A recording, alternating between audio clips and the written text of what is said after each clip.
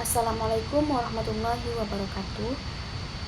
Perkenalkan, nama saya Jumelina dengan NIM C1B024143 dari Program Studi Manajemen kelas R005. Pada kesempatan ini saya akan mempresentasikan tugas PJBL mengenai analisis sistem pengelolaan kinerja organisasi dan rancangan peningkatan kinerja menggunakan balance scorecard pada PT Telkom Indonesia. Baik, dalam presentasi ini saya akan menjelaskan bagaimana Telkom mengelola kinerja organisasinya, faktor-faktor yang mempengaruhi kinerja perusahaan, serta strategi peningkatan kinerja menggunakan pendekatan balance scorecard.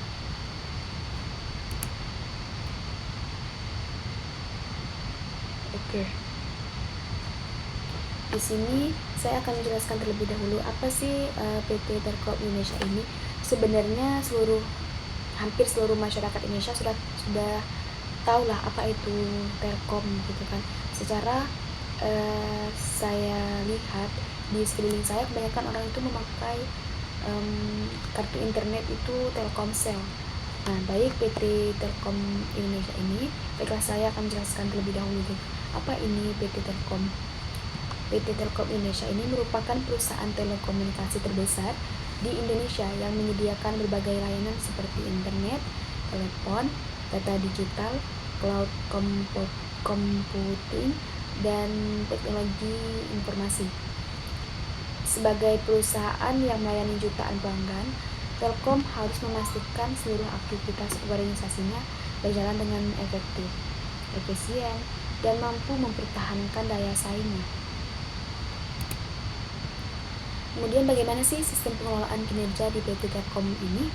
Nah, sistem pengelolaan kinerja organisasi ini terdiri dari 5 tahapan, yaitu perencanaan kinerja atau planning, kemudian pelaksanaan kinerja, monitoring dan pengukuran, kemudian ada evaluasi dan umpan balik, serta pengembangan dan tindak lanjut. Tentunya kelima tahapan ini membentuk siklus yang saling berhubungan dan berkelanjutan. Nah, untuk melaksanakan sistem pengelolaan kinerja tersebut, tentunya PT atau organisasi ini membutuhkan faktor pendukung. Nah, faktor pendukungnya itu antara lain kepemimpinan, teknologi, sumber daya manusia, dan budaya organisasi. Selain ada faktor pendukung, ada juga dong faktor penghambat, di mana di organisasi ini faktor penghambatnya yaitu persaingan. Kita tahu bahwa banyak sekali kayak perusahaan atau organisasi yang sudah banyak memberikan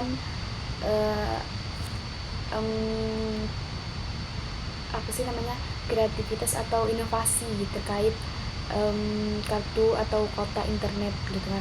Terus kayak merek-merek lain itu seperti contohnya itu Tri katanya yang unlimited, kemudian ada Axis. Namun ya setiap organisasi yang memiliki setiap perusahaan yang sama gitu kan pasti ada kelebihan dan kekurangannya masing-masing. Nah, faktor penghambat untuk pengelolaan kinerja dari PT Telkom ini yaitu adanya persaingan, kemudian perubahan teknologi, dan kompleksitas organisasi. Kemudian balance scorecard, di mana balance scorecard ini kan metode yang digunakan ya untuk menyelesaikan kinerja atau memperbaiki dan menghasilkan kinerja yang lebih baik daripada sebelum-sebelumnya.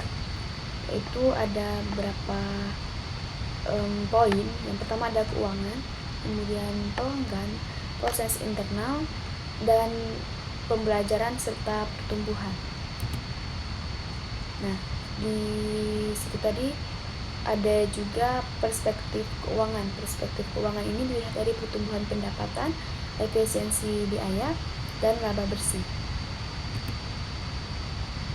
Selain itu ada juga perspektif pelanggan. Perspektif pelanggan ini kan kita sebagai konsumen gitu kan, melihat perusahaan ini dari mana? Dari kepuasan pelanggan, dari yang kita rasakan gitu kan. Kemudian dari retensi pelanggan dan dari pengurangan keluhan. Dan pengurangan keluhan ini tentunya bisa dievaluasi gitu. Maksudnya apakah setiap bulan atau setiap pekan mereka melakukan evaluasi agar keluhan ini selalu berkurang setiap pekannya gitu. Kemudian ada proses internal. Proses internalnya ini yaitu efisiensi operasional dan keandalan jaringan. Kemudian ada pembelajaran dan pertumbuhan.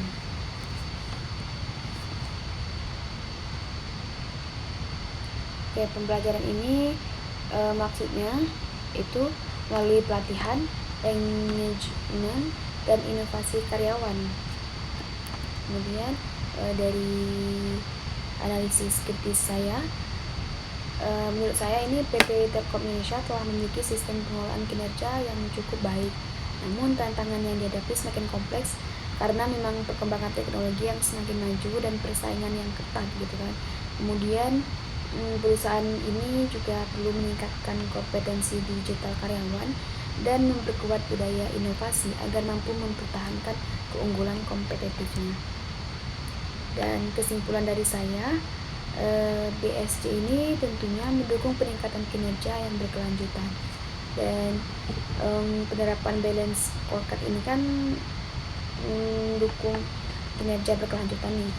Nah, ini untuk menciptakan keseimbangan antara aspek keuangan, pelanggan, proses internal, serta pembelajaran dan pertumbuhan. Baiklah, hanya itu yang dapat saya sampaikan. Baik, terima kasih kepada Ibu serta teman-teman yang sudah menonton. Saya mohon maaf jika ada kesalahan kata dalam penyampaian. Saya akhiri, wassalamualaikum warahmatullahi wabarakatuh.